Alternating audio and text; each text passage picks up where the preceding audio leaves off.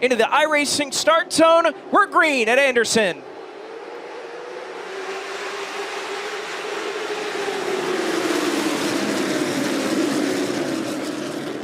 Whoa, that's close. They're 3 wide. Jared Fryer had to back out of it to avoid getting into Connor Jones. Thomas Bean takes the lead and will come around to lead the opening lap.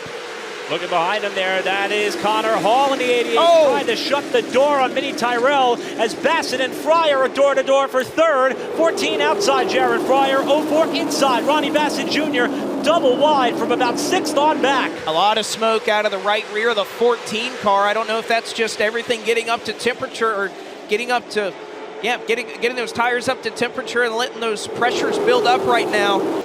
As Mini Tyrell trying to take it away. Oh, in trouble, turn 2. David Roberts has parked. The rest of the field having to slow down and go wide to avoid these two slow in the middle of turn 1 and 2. That is Ralph Carnes in the 2C as well out of Anderson, South Carolina. And 2 locals are going to bring out an early caution. Ryan Wilson, something dragging as he fell back through the field. We'll keep an eye on that as we're back underway here at Anderson.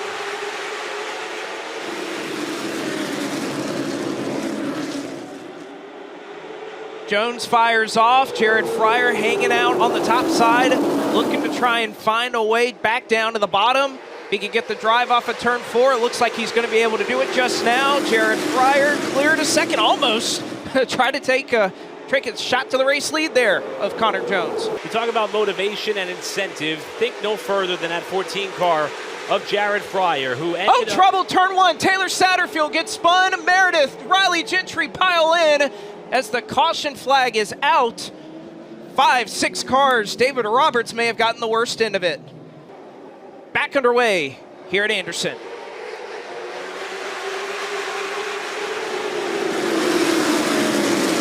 Clean restart all throughout the field, but best restart so far for Thomas Bean. Still has a nose to the outside of the 44 Connor Jones. They are nose to tail all the way, stacked up. How do they make it out of that corner as Jones gets a little bit of a nudge into 1? And you can see the desperation by that inside line to have to pack the front bumper spoiler of the car in front of him to keep the outside car pinned to the top.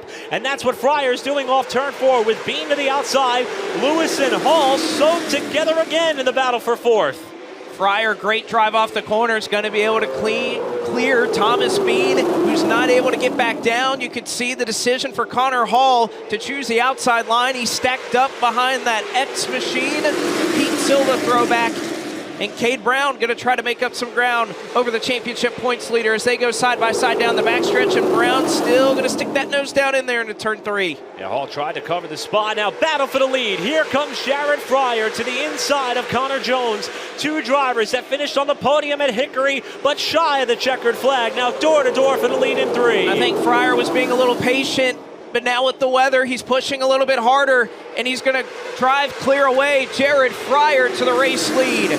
Because if you go a little bit wide, you're going to be sliding that right front or that right rear. There's a little bit of contact further back in the field. There's Darrell Earnhardt Jr. Started back in the 21st position, has made up a couple of spots right now. But side by side with the Lee Pulliam Performance 03, that's Laney Bice, who's on the top side right now. Started back in 13th and has fallen back to this. Oh no! Contact off turn 4, and Dale Earnhardt Jr. spins down the main straightaway.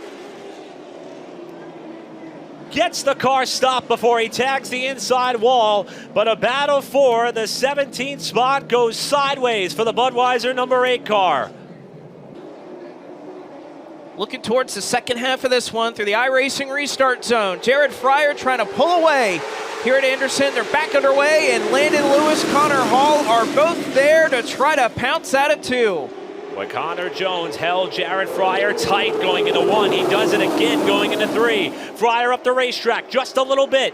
Jones side by side at the stripe. Fryer by inches had the lead that time, and he runs up wide in turns 1 and 2. Contact made in your top 2. Lewis, meanwhile, the 88 at Connor Hall, he made a decision to check up there to get down on the inside. And it looks like paying dividends for him so far. Mini Tyrell slips up the top. These restarts are going to be so aggressive, hearing a lot of communication about how important it is to try to get down to this bottom, because difficult to pass here once you get a couple of laps in. So they're fighting hard for this bottom lane. Landon Lewis fighting hard to get second from Connor Jones.